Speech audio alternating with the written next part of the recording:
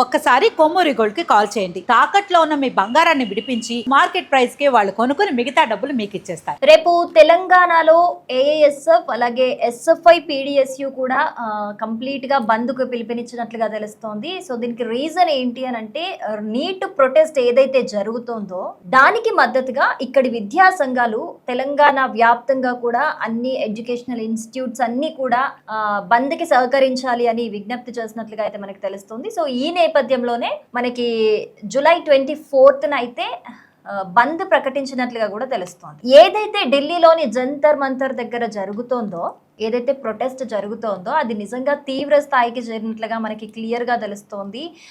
Parliament ముట్టడి చేస్తూ కూడా వాళ్ళు రోజు రోజుకి ఉధృతిని మరింత పెంచుతున్నట్లుగా కూడా తెలుస్తోంది. సో ఎస్, వాళ్ళు తీసుకున్న ఒక నీట్ పరీక్షకి సంబంధించి ఏదైతే పేపర్ లీకేజెస్ జరుగుతున్నాయో, ఏదైతే ఫ్రాడ్ జరుగుతుందో దానికి సంబంధించి ఎవరు బాధ్యులు ఉన్నారో వాళ్ళని శిక్షించాలి. అలాగే ధర్మేంద్ర ప్రధాన్ ఎడ్యుకేషనల్ మినిస్టర్ ఖచ్చితంగా రాజీనామా చెయ్యాలి అన్న విధంగా అయితే వాళ్ళు డిమాండ్ చేస్తున్నారు. ఈ డిమాండ్ల నేపథ్యంలోనే ఈ బంద్ కూడా కొనసాగనున్నట్లుగా అయితే మనకి క్లియర్ గా తెలుస్తుంది. అయితే ఇక్కడ ద థింగ్ ఈస్, క్వశ్చన్ ఏంటి అని అంటే అక్కడికి వెళ్ళని వాళ్ళు కూడా ఇక్కడి నుంచి వివిధ రాష్ట్రాల నుంచి కూడా ఈ ప్రొటెస్ట్ కి మద్దతు ఇస్తున్నట్లుగా కూడా తెలుస్తోంది మనకి.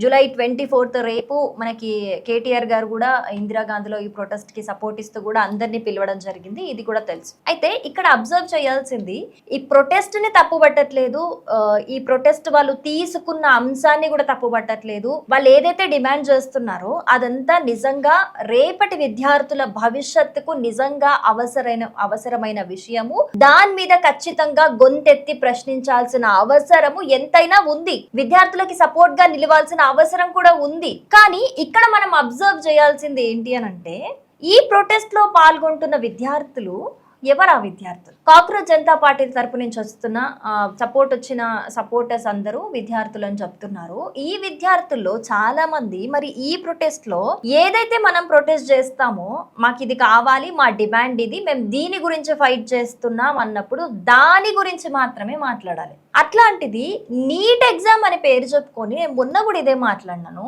చాలా మంది, కొంతమంది అయితే మొన్నటి వరకు నీట్ ఎగ్జామ్ ప్రొటెస్ట్ అని చెప్పేసి స్టేజ్ మీద వచ్చి మాట్లాడారు. భారత్ మాత గురించి, రాముడి గురించి, లేకపోతే ఆ కాశ్మీర్ ప్రాంతం గురించి, అది కాశ్మీర్ ఎవరిది అనే దాని గురించి మాట్లాడారు. అది వదిలేద్దాం, అక్కడ ఏదో ప్రొటెస్ట్ చేసే వాళ్ళు గెస్ట్లు వచ్చారు, సపోర్టర్స్ వచ్చి మాట్లాడారు అనుకుందాం. కానీ ఇప్పుడు చాలా మంది విద్యార్థులే ఎవరైతే ప్రొటెస్ట్ చేస్తున్నారో, ఎవరైతే కాక్రోచ్ జనతా పార్టీకి ఆ ప్రొటెస్ట్ కి సపోర్ట్ చేస్తున్న స్టూడెంట్స్ ఉన్నారో వాళ్ళలో చాలా మంది కూడా, ఒకరికి సిబిఎస్ఈ ఫుల్ ఫామ్ అడిగితే వాళ్ళకి సిబిఎస్ఈ ఫుల్ ఫామ్ తెలియదు. నాకు తెలిసి అయితే ఇందులో ప్రొటెస్ట్ లో పాల్గొంటున్న చాలా మంది స్టూడెంట్స్ కి కూడా నీట్ ఫుల్ ఫామ్ కూడా తెలియదు. కానీ నీట్ కోసం ప్రొటెస్ట్ చేస్తున్నామని వస్తున్నారు.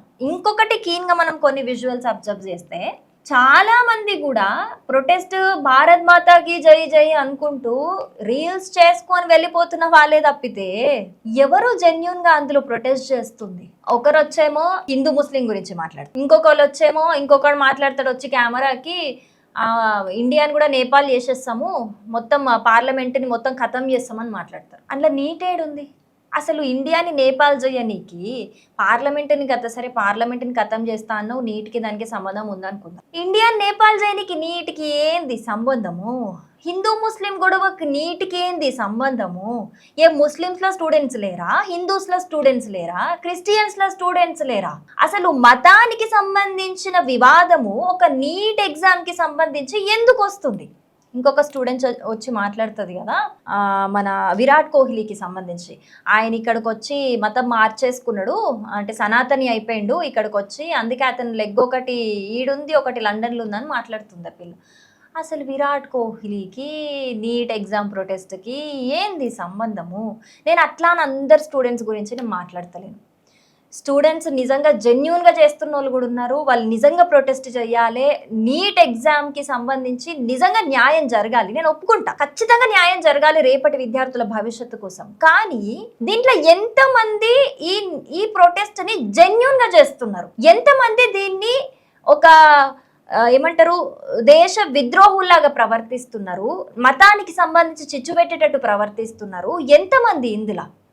ఇంకొంతమంది సమాజ్వాదీ పార్టీకి సంబంధించిన వాళ్ళు. అసలు ఎవరు భయ్ వీళ్ళంతా ఇంట్లో జెన్యూన్ స్టూడెంట్స్ ఎవరు కనిపిస్తలేరు. అసలు ఎవరు నీట్ ఎగ్జామ్ గురించి ఎవరు మాట్లాడుతున్నారు? అసలు ఒక కెమెరా కనిపించింది అని అంటే ఏదో సంబంధం లేదు, రామ్ మందిర్ గురించి మాట్లాడతారట.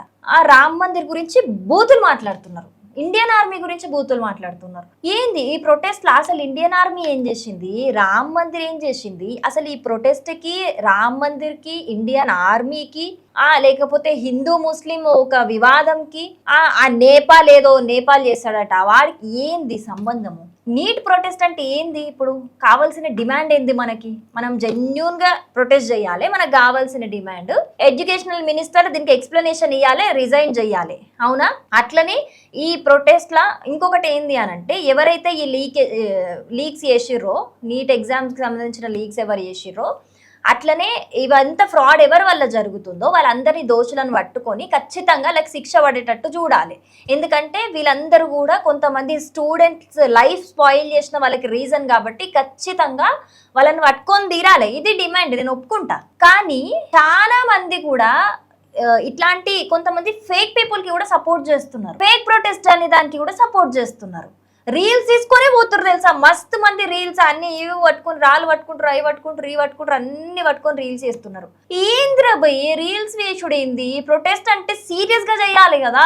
నువ్వు ఖచ్చితంగా సీరియస్ గా చేస్తేనే కదా నీకు నిజంగా ఫలితం కూడా కనిపించేది. నువ్వు నిజంగా కష్టపడితేనే నీకు ఫలితం కనిపిస్తుంది. కానీ దీంట్లో గందరగోళం అన్నట్టు అయిపోతుంది.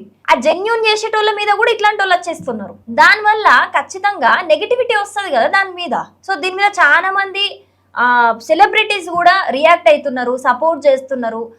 అందరూ కూడా ఢిల్లీకి జంతర్ మంతర్ కాడికి పోలేకపోయినా కూడా వాళ్ళు ఇక్కడి నుంచే సపోర్ట్ చేస్తున్నారు. ఎస్ చెయ్యాలి.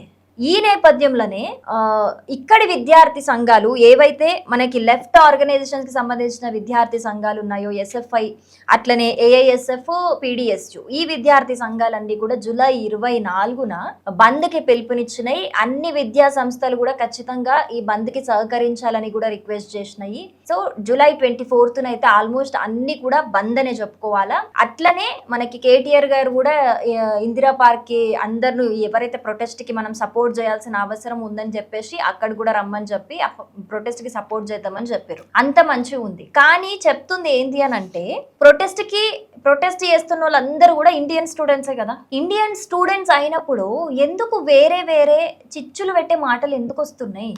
అది కరెక్ట్ కాదు అని నేను చెప్తున్నా. కానీ ప్రొటెస్ట్ మాత్రం జెన్యూన్ గా జరగాలి. అది నా సైడ్ నుంచి ఉన్నది. ఎట్టకేలకైతే జూలై 24న అయితే బంద్కి అయితే విద్యార్థి సంఘాలు పిలుపునిచ్చినాయి. మరి ఇది ఏ విధంగా జరుగుతుంది బంద్ అనేది, ఈ ప్రొటెస్ట్ కి ఎవరెవరు సపోర్ట్ చేస్తారు, మరి మన దీనికి సంబంధించిన గొడవలు జరుగుతాయా, లేకపోతే శాంతియుతంగానే అందరు సపోర్ట్ చేస్తారా, ఈ ప్రొటెస్ట్ కి ఏం జరుగుతుంది అనేది అయితే చూడాల్సిందైతే ఉంది.